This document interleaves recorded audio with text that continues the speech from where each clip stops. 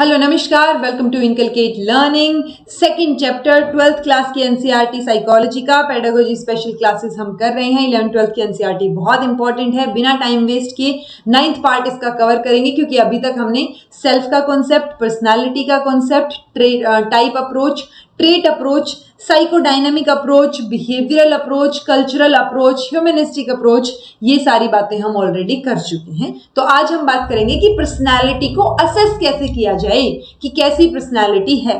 So assessment of personality की बात करेंगे। ऑल्दो मैंने पर्सनालिटी की जो प्लेलिस्ट है उसमें ऑलरेडी असेसमेंट की बात की हुई है, बट स्पेसिफिकली जो आपकी एनसीईआरटी में मेंशन है उसको डिस्कस करेंगे।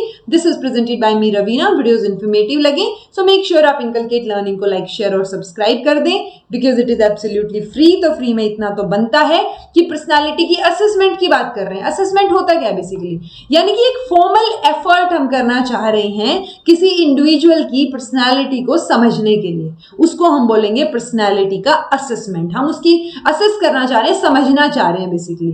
ओके, सो असेसमेंट का क्या मतलब रहेगा कि पर्टिकुलर प्रोसीजर्स जो है वो यूज किए जाएंगे, जो अलग अलग लोगों में अलग अलग कैरेक्टरिस्टिक हैं उनको इवेल्युएट करने के लिए, उनको जानने के लिए। सो गोल क्या है असेसमेंट का? गोल है समझना और बिहेवियर को प्रिडिक्ट करना, और ये भी थोड़ा सा एक्यूरेसी के साथ। यानी कि आप ये जानना चाह रहे हैं, आपने किसी की अगर कैरेक्टरिस्टिक समझ ली, सो आप ये भी तो प्रिडिक्ट कर पाएंगे ना कि आगे वो इंसान फ्यूचर में किसी सिचुएशन में कैसे रिएक्ट कर सकता है। और अगर आपने ये अच्छे से समझ लिया और अच्छे से आप प्रिडिक्ट कर पाए, दैट मीन्स आपने बहुत एक्यूरेटली उसकी पर्सनालिटी को असेस कर लिया। ठीक है, तो हम जब पर्सनालिटी को असेस करना चाह रहे हैं तो हम डेफिनेटली चाहेंगे कि हमारे पास गलतियां कम से कम हो और एक्यूरेसी या जो मतलब एग्जैक्ट चीजें हमें ज्यादा से ज्यादा पता चले। तो यही क्या है, गोल है असेसमेंट का, कि हम समझना चाह रहे हैं, बिहेवियर को प्रिडिक्ट करना चाह रहे हैं, वो भी कम से कम एरर के साथ और ज्यादा से ज्यादा एक्यूरेसी के साथ। ठीक है, साइकोलॉजिस्ट ने बहुत सारे टेस्ट जो है वो ट्राई किए, बहुत सारे तरीके अपनाए। उसमें से मोस्ट कॉमन टेक्निक्स जो हैं वो हैं साइकोमेट्रिक टेस्ट, जिसको हम इंटेलिजेंस में पढ़ चुके हैं लास्ट लेक्चर में, फर्स्ट लेक्चर में। ठीक है, फर्स्ट चैप्टर में आई थिंक।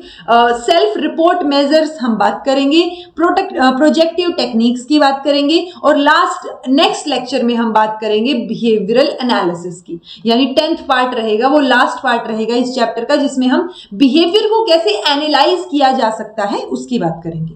सो अभी बात करते हैं सेल्फ रिपोर्ट मेजर्स की, यानी कि हमें दूसरों की चीजों को मतलब ऐसे तुक्का मारने की क्या जरूरत है समझने के लिए, हम उन्हीं से पूछ लेते हैं, राइट। सो ये बात एल्बर्ट ने बोला कि बेस्ट मेथड तो यही है ना, अगले इंसान से ही पूछ लो।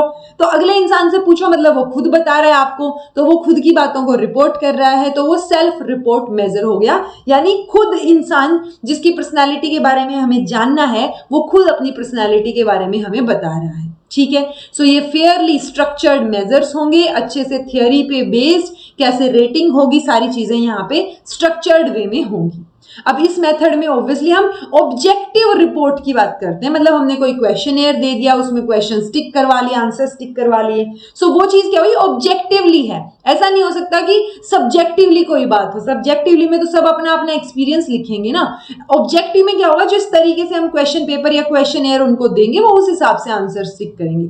जो क्वेश्चनेयर सबके लिए सेम होगा। ठीक है, जो रिस्पॉन्सेज हैं वो उनकी फेस वैल्यू पे एक्सेप्ट किए जाएंगे, स्कोर किया जाएगा क्वांटिटेटिव टर्म्स में। क्योंकि मान लो जैसे हमने लिकर्ट स्केल पढ़ा हुआ है ना, लिकर्ट स्केल में क्या होता है, जैसे वो होता है स्ट्रांगली अग्री किसी पॉइंट को लेके, ठीक है, पार्शियली अग्री, देन अग्री या न्यूट्रल, इस तरीके से जो हम 5 या 7 या 9 स्केल का जो पढ़ते हैं, अगर नहीं पढ़ा है तो लिकर्ट स्केल को देखिएगा, इंपॉर्टेंट होता है। ओके, सो हम क्वांटिटेटिव टर्म्स में स्कोर्स निकाल के लाएंगे।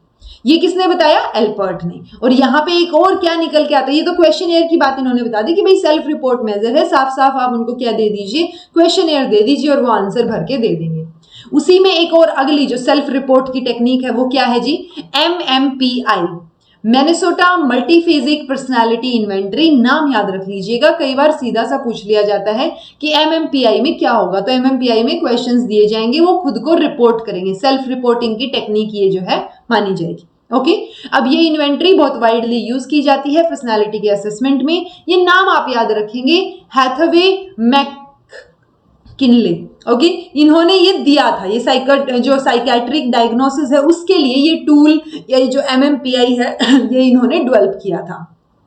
बट ये जो टेस्ट है ये बहुत इफेक्टिव पाया गया और बाद में इसको थोड़ा सा रिवाइज भी किया गया, जिसको MMPI 2 भी बोला जाता है, जिसमें 567 स्टेटमेंट्स हैं और उन स्टेटमेंट्स का हमें ट्रू एंड फॉल्स में आंसर देना होता है।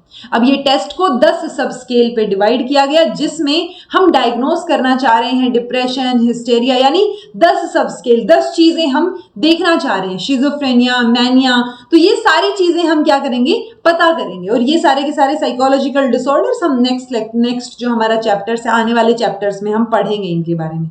ओके, सो यहाँ पे ये ध्यान रखना है कि MMPI जो है इंपॉर्टेंट है, किसने दिया है, MMPI 2 भी एग्जिस्ट करता है, जिसमें 567 स्टेटमेंट्स हैं, ट्रू और फॉल्स में हम इसमें आंसर करते हैं, 10 सब स्केल्स हैं, बहुत ज्यादा आपकी मेमोरी है तो ये 10 के 10 सब स्केल्स आप याद रख सकते हैं। और इंडिया में MMPI को मैलिक और जोशी ने डेवलप किया इंडियन एनवायरमेंट के हिसाब से, सिचुएशन के हिसाब से, जिसको बोला गया JMPI यानी जोधपुर मल्टीफेजिक पर्सनालिटी इन्वेंटरी। ठीक है जी, तो MMPI वाली सिचुएशंस और लाइंस के हिसाब से ही JMPI जो है वो इंडिया में अडॉप्ट किया गया, डेवलप किया गया। ओके, नेक्स्ट है जी आइजिंक का पर्सनालिटी क्वेश्चनियर। मुझे ये बता दीजिएगा आइजिंक किस टाइप के, मतलब टाइप थियरिस्ट है, ट्रेट थियरिस्ट है, या कौन सी थियरिस्ट है, ये बता दीजिएगा कमेंट करके, अगर आप सच में अच्छे एस्पिरेंट हैं और अच्छे से तैयारी कर रहे हैं। ओके, सो आइजिंक ने डेवलप किया जी टेस्ट को इनिशियली 2 डायमेंशन पे, क्योंकि ये बात हमने पहले भी की थी कि 3 डायमेंशन है, इनके 2 शुरुआत में थे, जिसमें इंट्रोवर्ट एक्सट्रोवर्ट की बात की थी, इमोशनल स्टेबिलिटी या फिर न्यूरोसाइकोटिज्म की बात की थी हमने। ओके, वो अच्छा, वो थर्ड है, तो इमोशनल स्टेबिलिटी और अनस्टेबिलिटी, और फिर लेटर इन्होंने थर्ड डायमेंशन डाला जिसको हम साइकोटिसिज्म बोल रहे थे। 32 पर्सनालिटी ट्रेट्स को ये क्या कर रहे हैं, कैरेक्टराइज कर रहे हैं, साइकोपैथोलॉजी से जो है लिंक्ड हैं चीजें इसमें, और वो रिप्रेजेंट करते हैं lack of feeling for others, या एक टफ मैनर में लोग कैसे इंटरेक्ट करेंगे। मतलब पॉइंट ये कि ओवरऑल ये एक क्वेश्चनियर है जो कि 32 पर्सनालिटी ट्रेट्स के बारे में बात करता है, कैरेक्टराइज करता है। 3 डायमेंशंस इनके हैं, पहले 2 थे अब 3 हैं, और फिर एक पर्सन को हम स्कोर करेंगे कि वो कितना हॉस्टाइल है, इगोसेंट्रिक है या एंटी सोशल है। ओके, फिर और ये टेस्ट भी बहुत वाइडली यूज किया जाता है। तो EPQ, अब ये ऑब्वियसली क्वेश्चनियर है तो आप खुद ही फिल करके देंगे अपने बारे में, तो ये भी क्या हुआ, सेल्फ रिपोर्ट मेजर हो गया।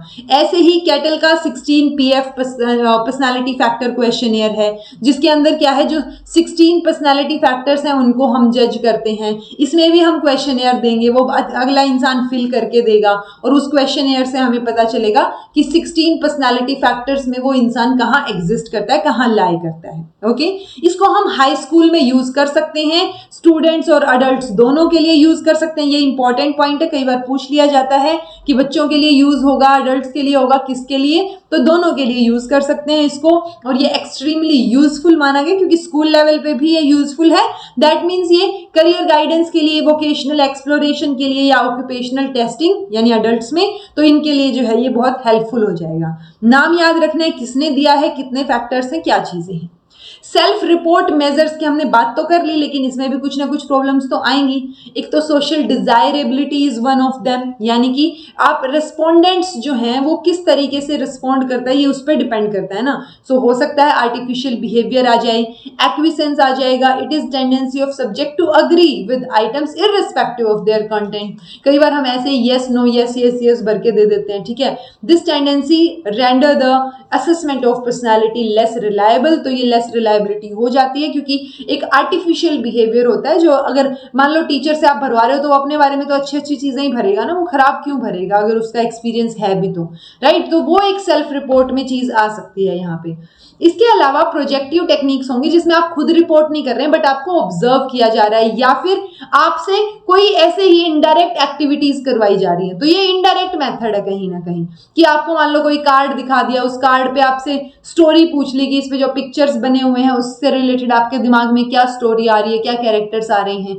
सो फिर वहां से हम असेस करते हैं, हम ट्राई करते हैं कि जो अनकॉन्शियस मोटिव या फीलिंग्स है ना आपकी, वो हमें पता चल सके, उनको हम असेस कर सके कि अनकॉन्शियसली क्या चल रहा है दिमाग में। बिकॉज अगर किसी कार्ड में आपको बहुत नेगेटिव चीजें, नेगेटिव कैरेक्टर दिख रहा है, दैट मीन्स आपके अनकॉन्शियस ब्रेन में कहीं ना कहीं तो नेगेटिविटी है ना उस चीज से रिलेटेड। सो वो सारी चीजें हम यहाँ पे पता करेंगे।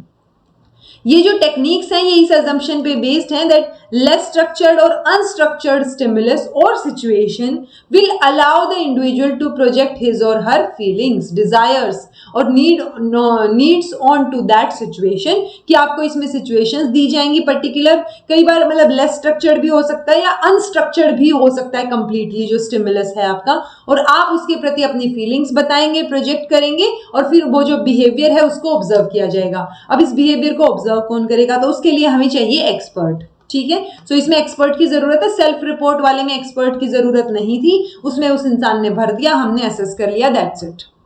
सो प्रोजेक्टिव टेक्निक्स में क्या क्या चीजें या फीचर्स क्या क्या रहेंगे, स्टिमुलस जो है वो रिलेटिवली या फिर फुल्ली अनस्ट्रक्चर्ड रहेंगे, ज्यादा डिफाइन नहीं किए जाएंगे जितने की सेल्फ रिपोर्ट में डिफाइन किए जाते हैं। पर्सन जिसको असेस कर रहे हैं उसको यूजुअली बताया नहीं जाता कि उसकी असेसमेंट हो रही है या स्कोरिंग की जाएगी, बस ऑब्जर्व किया जाता है, गेम की तरह खिला दिया जाता है और फिर उसको ऑब्जर्व किया जाता है। क्योंकि अगर इंसान को पता चल गया कि उसको ऑब्जर्व किया जा रहा है तो फिर एक आर्टिफिशियल बिहेवियर निकल के आ सकता है कि वो पॉजिटिव चीजें सोचे या पॉजिटिव चीजें ही बोले। Okay, so person is informed that there are no correct or incorrect responses. So ये चीज उनको बता दी जाती है कि कोई भी चीज सही या गलत नहीं है, बस आप अपना नजरिया बताइए, तो वो नजरिए के बेसिस पे फिर हम उनको जज करते हैं। हर एक का जो रिस्पॉन्स है is considered to reveal a significant aspect of personality, तो जो भी आप रिस्पॉन्ड करेंगे उसी तरीके से आपको क्या बताया जाएगा, उस जो आपने रिस्पॉन्स किया दिया है ना, जो रिस्पॉन्ड किया है उसमें से आपकी पर्सनालिटी को असेस किया जाएगा, स्कोर किया जाएगा, इंटरप्रेट किया जाएगा, बट वो थोड़ा सा लेंथी पार्ट हो जाता है और समटाइम्स सब्जेक्टिव भी हो जाता है इसमें, क्योंकि आपने क्वेश्चंस नहीं लिखे हैं डायरेक्ट, आप अगले इंसान की थिंकिंग को असेस करने की कोशिश कर रहे हैं, तो वो सब्जेक्टिव हो जाएगा। पहला एग्जाम्पल है जी इसमें रोश का इंक ब्लॉट टेस्ट, ये मैंने ऑलरेडी बहुत डिटेल में आपको करवा रखा है, इतनी डिटेल में तो यहां भी मेंशन नहीं है, बट नाम याद रखिएगा कि हरमन रोश इन्होंने ये दिया है इंक ब्लॉट टेस्ट। इसमें ये सिर्फ क्या करते हैं, अलग अलग कलर्स में इन्होंने कुछ एक पिक्चर्स बना रखी है पेंटिंग सी, उसमें वो आपको दिखाते हैं आपको क्या नजर आ रहा है। जैसे हमने एक वो किया था ना जब साइकोलॉजी शुरू की थी, तो वो लाइक था और वो लाइक हमें दिख नहीं रहा था, हमें कुछ ऐसे ही रैंडम स्ट्रक्चर्स दिख रहे थे।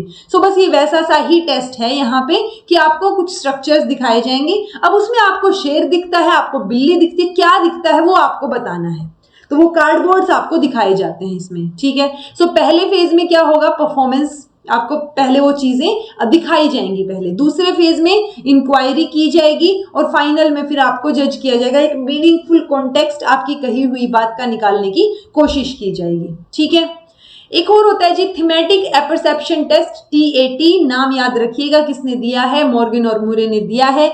लिटिल या मोर स्ट्रक्चर्ड है ये, इंक ब्लॉट टेस्ट से तो ज्यादा ही स्ट्रक्चर्ड है, एटलीस्ट जो हमने रोश के इंक ब्लॉट टेस्ट की बात की। ठीक है, टेस्ट में 30 ब्लैक और व्हाइट पिक्चर कार्ड्स हैं और एक ब्लैंक कार्ड है, खाली कार्ड। ठीक है, तो 30 ब्लैक एंड व्हाइट है और एक खाली है, हर एक पिक्चर को दिखाया जाएगा, अलग अलग सिचुएशंस उनमें प्रिंट की हुई हैं हर एक पिक्चर में, हर एक कार्ड में। ठीक है, कुछ एक कार्ड में जो है वो अडल्ट मेल्स के साथ या फीमेल्स के साथ यूज किए जा रहे हैं कि भाई ये क्या है, कुछ एक को बॉयज और गर्ल्स के ऊपर अप्लाई करके देखा गया, उनसे पूछा गया कॉम्बिनेशन में चीजों को। तो जो 20 कार्ड्स हैं वो एक सब्जेक्ट के लिए अप्रोप्रिएट है, इवन कम कार्ड भी होंगे, अगर आपने 5 कार्ड भी दिखाए तो भी आप सक्सेसफुली जो है उसकी जो उसका परसेप्शन है उसको क्या कर सकते हैं, नोट कर सकते हैं। इसके बाद आप क्या करेंगे, सब्जेक्ट जो है उसको बोला जाएगा कि ये जो पिक्चर है आपको क्या लग रहा है, इसमें क्या स्टोरी है, तो उससे रिलेटेड आपकी स्टोरी पूछी जाएगी। आपको जो आप जो कैरेक्टर्स आपको दिख रहे हैं उन कैरेक्टर्स के बारे में आप क्या सोचते हैं, या वो कैरेक्टर्स क्या सोच रहे होंगे उस सिचुएशन में, ये आपसे पूछा जाता है। अब जो चीजें आपने बताई हैं उसके हिसाब से हम फिर असेस करते हैं कि क्या थिंकिंग आपकी है, वो थीमेटिक परसेप्शन हो जाएगा, एक थीम है उस स्टोरी के पीछे। ओके, उमा चौधरी जो है उनका इंडियन एडेप्टेशन अवेलेबल है अगर हम TAT की बात करें तो। एक और है जी Rosenzweig picture frustration study, PF study. तो रोजनविग ने दिया है, ये देखना चाह रहे हैं कि लोग जो है अग्रेशन को कैसे शो करते हैं, मतलब how people express aggression in the face of a frustrating situation, कि जब सिचुएशन बहुत फ्रस्ट्रेटिंग है तो कैसे वो अग्रेशन को एक्सप्रेस करेंगे। ओके इसमें भी वही फर्दर चीजें पूछी जाएंगी, जैसे टेस्ट क्या रिप्रेजेंट कर रहा है, with the help of cartoon like picture एक सीरीज होगी सिचुएशंस की जिसमें एक इंसान जो है वो फ्रस्ट्रेट रहेगा, वन पर्सन फ्रस्ट्रेट्स अनदर और call attention to a frustrating condition, तो वो अगले इंसान को फ्रस्ट्रेट कर देगा, बिल्कुल ठीक है, और फ्रस्ट्रेशन के बाद उस सिचुएशन में लेके आएंगे कि वो कुछ रिएक्ट करें, ठीक है। तो सब्जेक्ट जो है उसको पूछा जाएगा what the other person will say और डू, कि अगर ये इंसान को बिल्कुल इस सिचुएशन में लाके फ्रस्ट्रेट कर दिया गया तो क्या बोलेगा ये, तो आप उसके बिहाफ पे बता रहे हैं लेकिन आप अपनी ही सिचुएशन सोच के चल रहे हैं, क्योंकि आप मतलब वो फ्रस्ट्रेटेड इंसान कैसे बिहेव करेगा ये आप बता रहे हैं ना, यानी कि आप अगर उस सिचुएशन में होते तो आप भी शायद वैसे ही बिहेव करते। सो उस चीज को जो जैसा आपने बताया है उस चीज को फिर एनालाइज किया जाएगा कि कैसी अग्रेशन की डायरेक्शन जो है वो रहेगी। ओके परीख ने जो है वो अडेप्ट किया इस टेस्ट को इंडियन पॉपुलेशन के हिसाब से, तो वो टेस्ट भी अवेलेबल है इंडियन कंडीशंस में। सेंटेंस कंप्लीशन टेस्ट होगा जी, जिसमें इनकम्प्लीट सेंटेंसेस दिए होंगे, जैसे माय फादर, अब आप बोल सकते हैं my father is honest, my father is a doctor, या कुछ भी बोल सकते हैं जो जो आपको दिमाग में आएगा, राइट। तो वो जो चीजें आप लिखेंगे उसके हिसाब से आपके दिमाग मतलब आपको जज किया जाएगा, जिस हिसाब से आपने अनकॉन्शियसली वो फटाफट भर दिए हैं, ठीक है। I am proud of my self, I am proud of my best friend, कुछ भी हो सकता है ना। सो वो चीजें सेंटेंस कंप्लीशन टेस्ट में आ जाएंगी कि यहां पर आप जिस भी तरीके की चीजें लिखेंगे उस बेसिस पे आपको फिर जज किया जाएगा। ऐसे ही एक ड्रॉ अ पर्सन टेस्ट है, इसमें आप एक इंसान को ड्रॉ करते हैं। अब आपने जब ड्रॉ किया तो कैसे आपने फेशियल एक्सप्रेशन बनाए, कैसे उसकी नेक बड़ी तो नहीं बनाई, नेक छोटी बनाई, कैसी सिचुएशन आपने क्या बनाया, जैसे कि अगर डिस्प्रोपोर्शनेटली लार्ज हेड, आपने हेड बड़ा बना दिया और फिर आगे करके ऐसे ऐसे ऐसे चीजें बना दी, ठीक है, कि ये हाथ हो गए, ऐसा कुछ बना दिया आपने। ओके सो हम क्या देखेंगे कि अगर बहुत बड़ा हेड बना रखा है यानी कि ऑर्गेनिक ब्रेन डिजीज हो सकती है, कुछ प्री ऑक्यूपेशन विद हेडेक हो सकता है। सो वो अलग अलग चीजें अलग अलग चीज को रिप्रेजेंट करेंगी, कि अगर आपने गर्दन लंबी बना दी तो वो किसी और चीज को रिप्रेजेंट करेगी, गर्दन छोटी बना दी तो वो अलग चीज को रिप्रेजेंट करेगी। सो बहुत सारी अलग अलग चीजें आपको यहाँ पे देखने को मिलेंगी और जैसा आप बनाएंगे उस इंसान की जो पिक्चर है उस हिसाब से आपको जज किया जाएगा। सो एनालिसिस की अगर हम बात करें पर्सनालिटी की, सो इंटरेस्टिंग है, मतलब आप पिक्चर बना रहे हैं, कंप्लीट कर रहे हैं लाइंस को, या एक स्टोरी बता रहे हैं, आपको क्या समझ आ रहा है, तो प्रोजेक्टिव टेक्निक्स फेयरली इंटरेस्टिंग तो हैं और ये अनकॉन्शियस मोटिव्स या जो अंदर आपकी बिल्कुल कुछ चीजें छुपी हुई हैं उनको बाहर निकाल के लेके आती है। ओके बट जो इंटरप्रिटेशन है कि हम जो जज करने की बात कर रहे हैं लास्ट में, वो उसको इंटरप्रेट करने के लिए हमें स्किल्ड इंसान चाहिए जिसको स्पेसिफिकली ट्रेनिंग दी गई हो इन पर्टिकुलर चीजों में, और ट्रेंड इंसान मिलना, पर्सन मिलना वो थोड़ा सा मुश्किल हो जाएगा कि इतने सारे ट्रेंड पर्सन हो कि हम पर्सनालिटी को असेस कर पाए। सो ये एक छोटी सी लिमिटेशन इसकी हो जाएगी।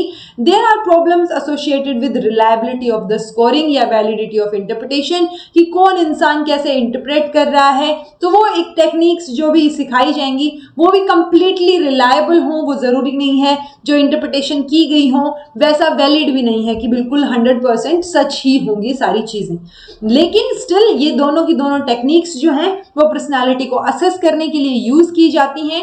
अगर आपको चीजें समझ आई हो तो कमेंट करके बताइएगा कि समझ आ गया, नहीं आया तो कमेंट करके पूछ लीजिएगा। This was all about today, thank you so much for watching, be happy, keep smiling, subscribe to inculcate learning because it is absolutely free and be consistent in your efforts.